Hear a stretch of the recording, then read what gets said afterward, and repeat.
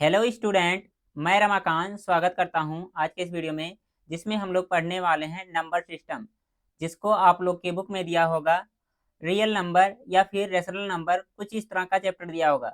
सबका मतलब एक होता है कि इस चैप्टर के बारे में हम लोग क्या पढ़ेंगे, संख्याओं के बारे में पढ़ेंगे। इस चैप्टर में हम क्या संख्याओं के बारे में पढ़ेंगे। तो आज का सेशन बहुत ही महत्वपूर्ण है। अगर जो आप लोग शुरू से लास्ट तक देखते हैं तो डेफिनेटली इस चैप्टर से जितने भी क्वेश्चन आएंगे सब आप एकदम अच्छे तरीके से एग्जाम में कर ले जाएंगे। ठीक है बच्चों, तो चलिए आज के सेशन को स्टार्ट करते हैं और समझते हैं सारी चीज़ों को। देखिए, क्वेश्चन करने से पहले सबसे ज़्यादा इंपॉर्टेंट चीज़ क्या है कि आप बेसिक चीज़ों को समझिए। बेसिक चीज़ मतलब कि संख्याओं के बारे में समझिए। तो सबसे पहले हम जानेंगे संख्याओं के प्रकार। ठीक है, संख्याएं कितने प्रकार की होती हैं? तो संख्याएं बहुत सी प्रकार की होती हैं, जिसमें पहला दिया गया है क्या, प्राकृतिक संख्या। ठीक है, प्राकृतिक संख्या जिसे अंग्रेजी में क्या कहते हैं हम लोग, नेचुरल नंबर कहते हैं।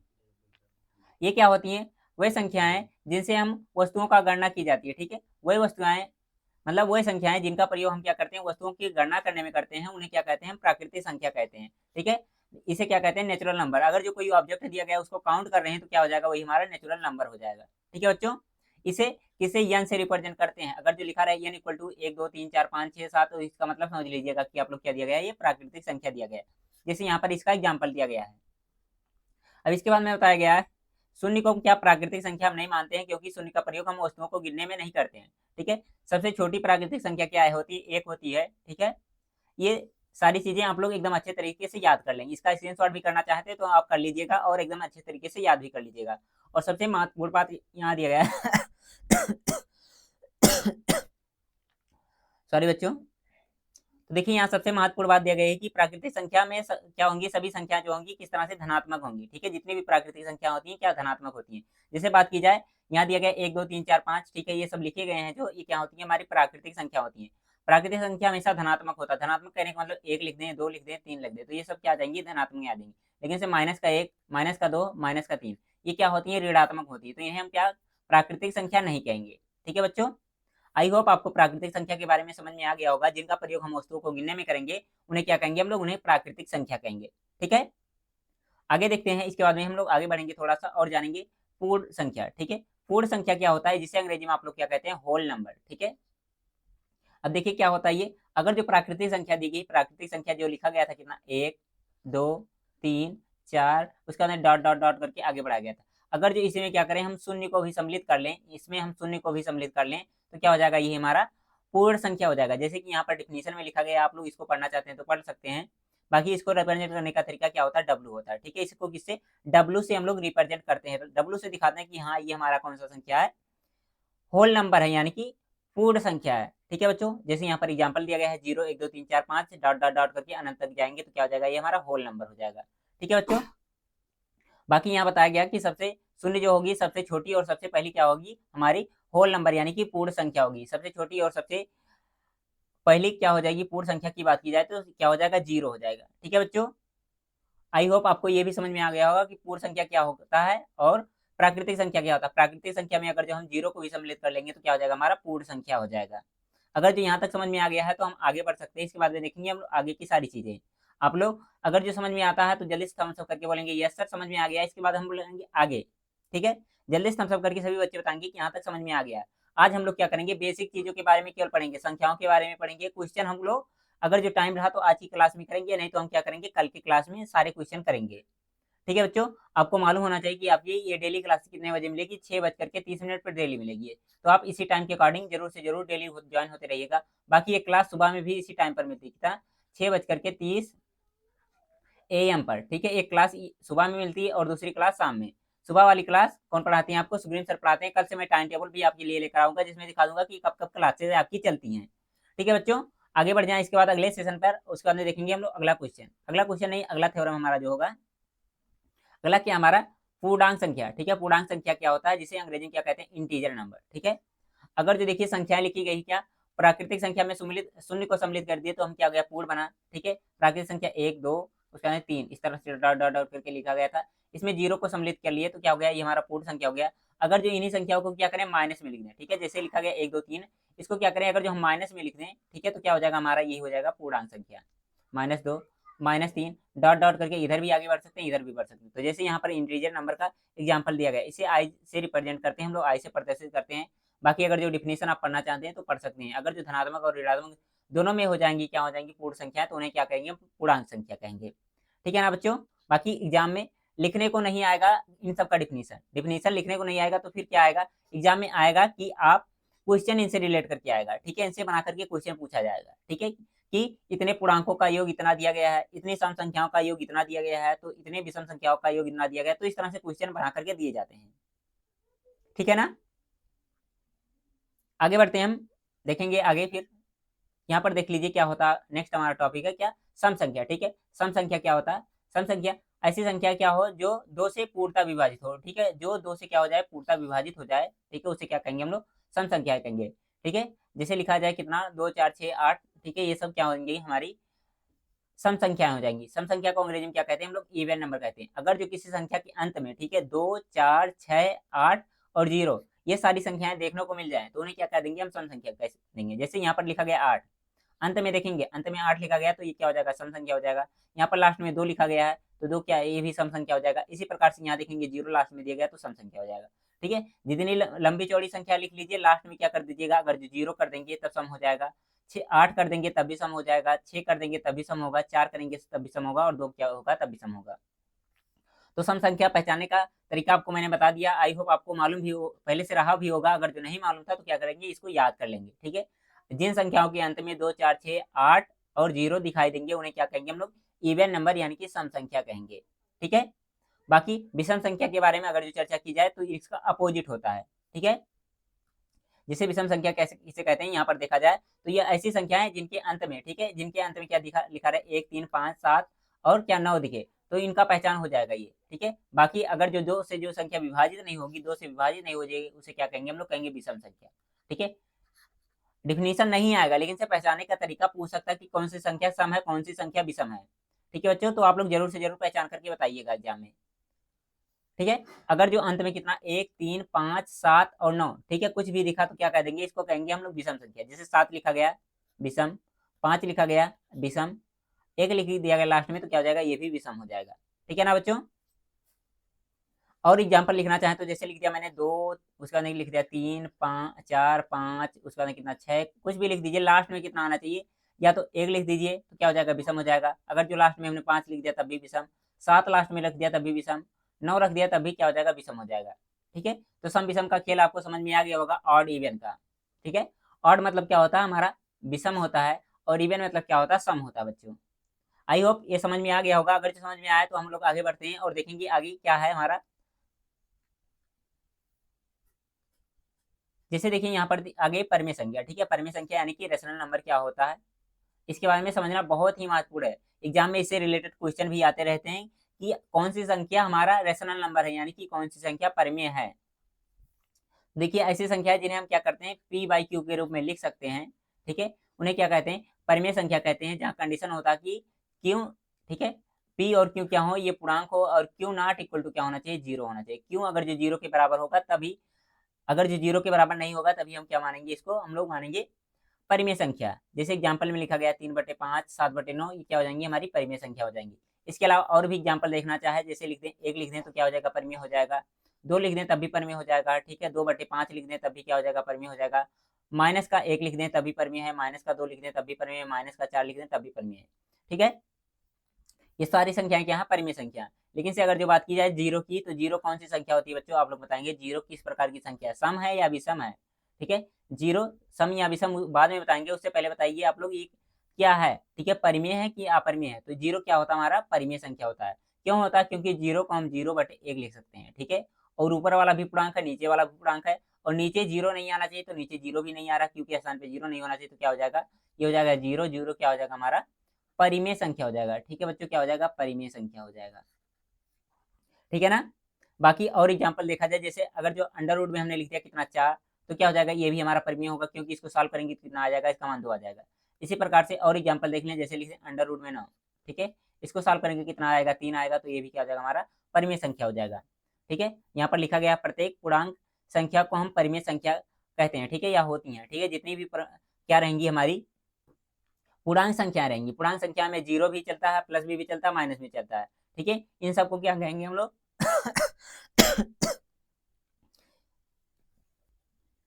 ठीक है बच्चों, कोई दिक्कत नहीं है। हम लोग आगे बढ़ेंगे, इसके बाद में देखेंगे आगे हम लोग। ये परिमेय संख्या के बारे में हो गया। इसके बाद में देखिए अपरिमेय संख्या। ठीक है, अपरिमेय संख्या क्या होती है? ऐसी संख्याएं जिन्हें हम क्या करते हैं, पी बाई क्यू के रूप में नहीं लिख सकते हैं, क्या हो जाएगा, वो अपरिमेय संख्या हो जाएगी। ठीक है, या फिर देख सकते हैं जैसे अंडर रूट में 2 लिख दिया गया, 5 लिख दिया गया, 7 लिख दिया, ये सब सारी क्या हो जाएंगी, अपरिमेय संख्या हो जाएंगी। इसी प्रकार से पाई क्या होता है, हमारा अपरिमेय संख्या होता है। बच्चे कहते हैं पाई का मान 22/7 है, ये तो हमारा परिमेय है, लेकिन से पाई अपरिमेय क्यों होता है? तो देखिए, जो पाई का मान 22/7 जो बताया जाता है, ये एग्जैक्ट वैल्यू नहीं है, ये एग्जैक्ट वैल्यू इसकी नहीं है। इसलिए क्या होता है, ये हमारा परिमेय आता है, लेकिन से ये हमारा अपरिमेय है। ये क्या है, पाई अपरिमेय है, लेकिन से अगर जो 22/7 पूछा जाएगा, 22/7 तो क्या हो जाएगा, परिमेय हो जाएगा। ठीक है बच्चों, अगर जो अंडर रूट में ये सब सारी संख्याएं दे दी गई तो क्या हो जाएगा, ये हमारा अपरिमेय होगा। लेकिन से अंडर रूट में ऐसी संख्या लिख दी गई जैसे 4, तो इसको हम अंडर रूट से बाहर निकाल सकते हैं, 2 आ जाएगा, तो क्या होगा, ये हमारा अंडर रूट 4 और 2 दिया गया है, ये क्या होता है, हमारा परिमेय संख्या होता है। आई होप बच्चों ये भी समझ में आ गया होगा कि परिमेय अपरिमेय संख्या का खेल किस तरह से चल रहा है, परिमेय अपरिमेय संख्या क्या होती क्या है। ठीक है ना, आगे बढ़ जाएंगे इसके बाद में और देखेंगे हम लोग आगे कुछ और सारी चीजें, जैसे दी गई वास्तविक संख्या। ठीक है, वास्तविक संख्या क्या होती है, परिमेय और अपरिमेय संख्या अगर जो दोनों को सम्मिलित कर लिया जाए तो क्या होता है, हमारा वास्तविक संख्या। जितनी भी संख्याएं हम लोग पढ़ेंगे कक्षा 10th तक, 9th तक, वो सब सारी संख्याएं होंगी, क्या होंगी, हमारी वास्तविक संख्या, यानी कि रियल नंबर होंगी। ठीक है, परिमेय संख्या हो चाहे अपरिमेय संख्या हो, जितनी भी संख्याएं होंगी उनको क्या कहेंगे हम लोग, रियल नंबर, यानी कि इसको आर से रिप्रेजेंट करेंगे।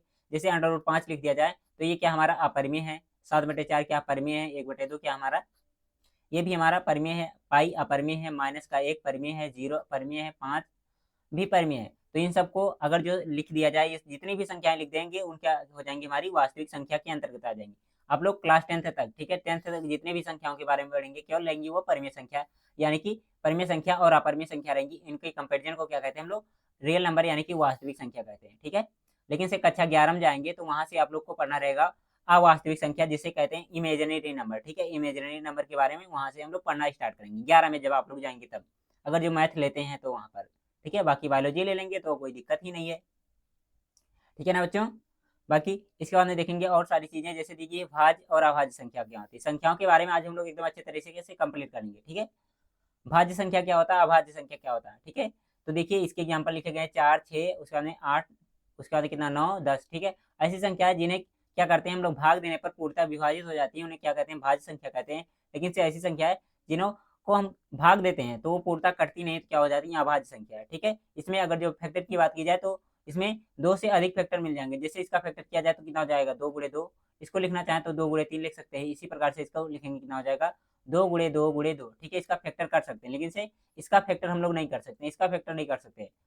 जो प्राइम नंबर होते हैं इनका हम क्या करते हैं, फैक्टर नहीं कर सकते हैं, लेकिन से कंपोजिट जो नंबर होते हैं इनका फैक्टर कर सकते हैं। ठीक है,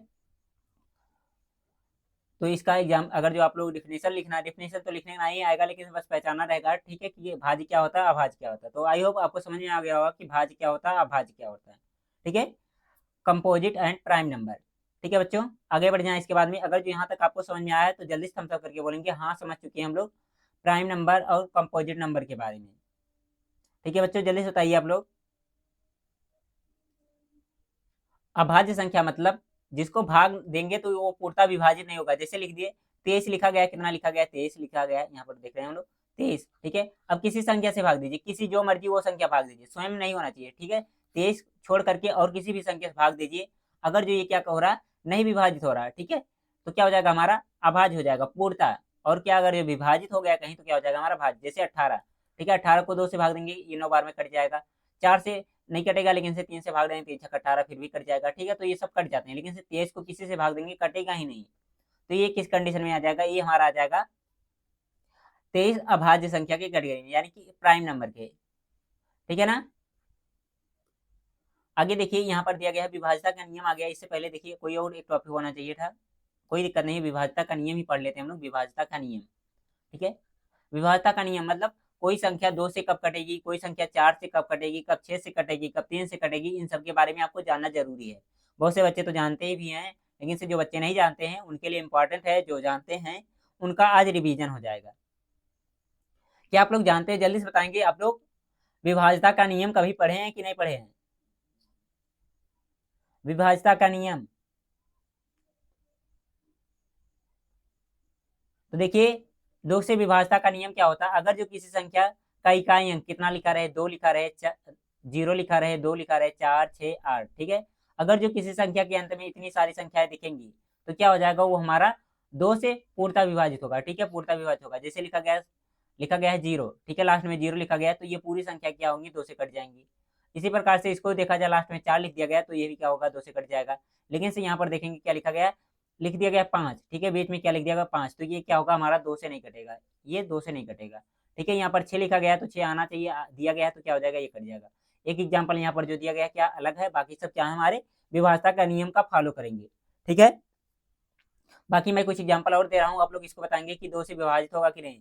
जैसे लिख दिया कितना 4, 3, उसका कितना लिख दिया 2, ठीक है, लास्ट में 2 दिख रहा तो क्या कहेंगे, ये तो विभाजित होगा।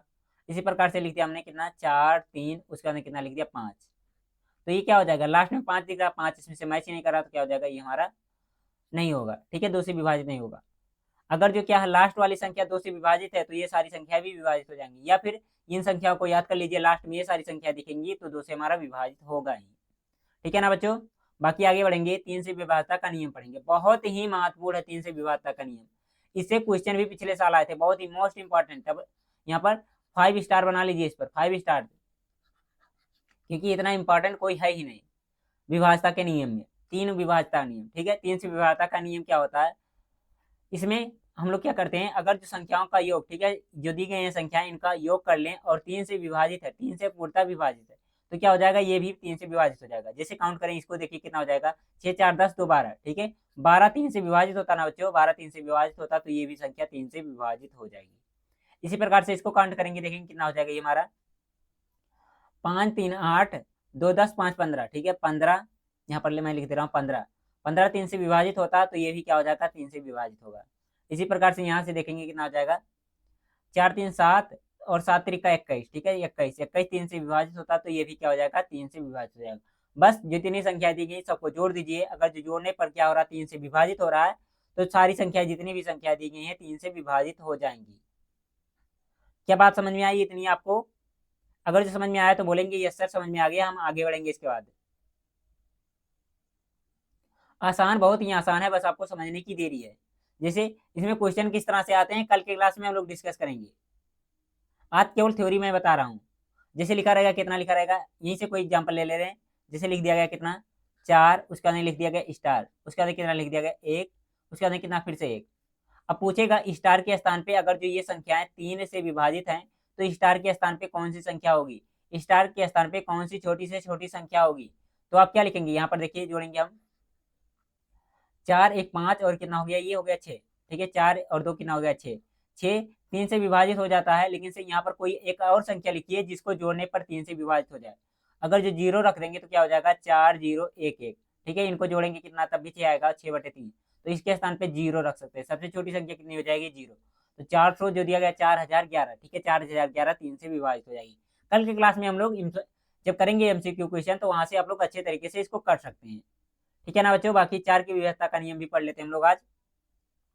तो 4 की विभाजता का नियम क्या होता है, अगर जो दिया गया कोई संख्या, ठीक है, संख्या लिखी गई, जैसे लिख दिया मैंने कितना 5, 3, 9, उसके बाद कितना लिखिए 2, 4, ठीक है। अगर जो अंतिम दो अंक क्या है, ये 4 से विभाजित हो रहे हैं, ठीक है, अंतिम 2 अंक 4 से विभाजित हो रहे हैं, तो क्या हो जाएगा, ये पूरी संख्या हमारी 2 से 4 से विभाजित हो जाएगी। अगर जो ये संख्या कितना 4 से विभाजित हो रही है, 2 संख्या, तो क्या हो जाएगा, पूरी संख्या 4 से विभाजित हो जाएगी। जैसे 24 को देखा जाए, 24 को हम 4 से विभाजित करेंगे तो कितना हो जाएगा, तो कितना हो जाएगा, 4 छक्का 24, 6 बार में ये कट जाएगा, तो यानी कि ये भी पूरी संख्या जो दी गई है 4 से हमारी कट जाएगी। इसी प्रकार से देखेंगे इसमें 24 लास्ट में लिखा गया है, 4 छक्का 24 कट जाता है, 4 से काटेंगे 44 भी कट जाएगा, 4 3 12 ये भी कट जाएगा, ठीक है। अंतिम वाले केवल अंक 2 देखने हैं, कितने 2 देखने हैं। अगर जो ये दोनों किससे 4 से विभाजित हो गए तो पूरी संख्या है 4 से विभाजित हो जाएंगी, ठीक है बच्चों। आई होप ये भी आपको समझ में आ गया होगा कि 4 का विभाजता का नियम क्या है। बाकी इसके बाद बढ़ेंगे हम लोग आगे और देखेंगे यहाँ पर 5 से विभाजता का नियम। 5 के विभाजता का नियम क्या है, किसी संख्या के अंत में 0, ठीक है, अंत अगर जो 0 दिया गया है और अंत में कितना 5 दिया गया तो वह संख्या 5 से पूर्णतः विभाजित हो जाएगी। जैसे लिख दिया हमने 10, 10 के अंत में कितना है 0 है, तो ये क्या होगा 5 से विभाजित होगा। अगर जो लास्ट में कितना 0 और 5, ठीक है, जैसे 15 लिख दिए तो क्या हो जाएगा, ये भी 5 से विभाजित होगा। इसके अलावा इन संख्याओं को भी 5 से हम विभाजित कर सकते हैं, क्योंकि लास्ट में 0 दिया गया है, लास्ट में 5 दिया गया है, लास्ट में 5 दिया गया है, ठीक है बच्चों। यहाँ तक समझ में आया आपको? अगर जो 5 से विभाज्यता का नियम समझ में आ गया तो जल्दी से थम्स अप करके बोलेंगे यस सर समझ में आ गया। जल्दी से बताइए आप लोग को समझ में आया? बहुत ही आसान से टॉपिक है, इनसे क्वेश्चन भी आते हैं एग्जाम में। ऐसा नहीं कि बस पढ़ाया जा रहा, क्वेश्चन भी इससे एग्जाम में आते हैं। ठीक है, आगे बढ़ते हैं इसके बाद में आगे के टॉपिक पर। जैसे यहाँ पर देखेंगे हम लोग 8 से विभाज्यता का नियम। 8 से कोई संख्या कब विभाजित होगी? अगर जो संख्या के अंतिम 3 अंक 0, ठीक है, अगर जो 0 हो या फिर क्या हो, अंतिम 3 अंक 8 से विभाजित हो रहे हैं, ठीक है, अंतिम के 3 अंक किससे 8 से विभाजित हो रहे हैं, तो क्या हो जाएगा ये हमारा 8 से विभाजित पूरी संख्या हो जाएगी। जैसे लिख दिया आपने कितना 5 2 लिख दिया 5 6 7, उसके बाद में कितना 8 9, उसके बाद में कितना लिख दिया, और जितनी मर्जी उतनी संख्या लिख लो। लेकिन से अगर जो लास्ट की कितनी 3 संख्या है, लास्ट की 3 संख्या अगर जो 8 से विभाजित है, 8 से विभाजित है इनका, ठीक है, ये तीनों 8 से विभाजित है तो ये भी पूरा विभाजित हो जाएगा। लेकिन से अगर जो विभाजित नहीं है तो नहीं विभाजित होगा, ठीक है ना। जैसे इसको देखा जाए तो यहाँ से ये 8 से विभाजित हो जाएगा, 8 दूना 16 8 1 8, तो ये इसके आगे जितनी भी संख्या लिख लो, 1 लिख लो 5 लिख लो 3 लिख लो, ठीक है, जितनी लंबी चौड़ी इतनी संख्याएं ये क्या होंगी, ये भी 8 से विभाजित हो जाएंगी, ठीक है ना। 8 से विभाज्यता का नियम समझ में आ गया। अब देख लीजिए 9 से विभाज्यता का नियम। 9 से विभाज्यता का नियम क्या कहता है, संख्याएं जितनी दी गई हैं 2 5 6 5, ठीक है, इन सबको जोड़ लीजिए। अगर जो जोड़ने के बाद में, ठीक है, 9 से विभाजित हो रही है, ठीक है, इनका योग 9 से विभाजित हो रहा है, तो ये भी संख्या 9 से विभाजित हो जाएगी। जैसे जोड़ेंगे इसको कितना हो जाएगा 5 5 10, और कितना हो जाएगा 10, 5 या 15, और कितना हो जाएगा 15 3 18, 18 भागे कितना करेंगे 9, तो कितना हो जाएगा 2 बार में कट जाएगा, यानी कि ये संख्या हमारी 9 से कटेगी। इसी प्रकार इसको जोड़ लेंगे कितना हो जाएगा 6 3 का 18, 6 3 का 18, 18 क्या होगा 9 से विभाजित हो जाएगा, तो ये भी क्या हो जाएगा हमारा कट जाएगा, ठीक है। 9 के विभाज्यता का ये नियम था। इसके बाद में आ जाता है हमारा 11 का विभाज्यता का नियम, ठीक है। 11 के विभाज्यता का नियम क्या होता है, इसमें देखेंगे हम संख्या लिख लेंगे, तो जैसे लिख दिया 2, उसका कितना लिख दिया गया 4 8 6, ये संख्या लिखी गई थी, यहाँ पर हमने लिख दिया। अब इसमें देखेंगे पहले स्थान पे जो है ये क्या है, विषम संख्या है, ठीक है, विषम वाली संख्या ये विषम स्थान पे है, ये हमारी विषम स्थान, कलर क्यों नहीं चेंज हो रहा, ये विषम वाला हो गया। इसके अंदर ये हो गया सम, इसके अंदर क्या हो गया ये विषम, और इसके अंदर ये हो गया सम हमारा, ठीक है।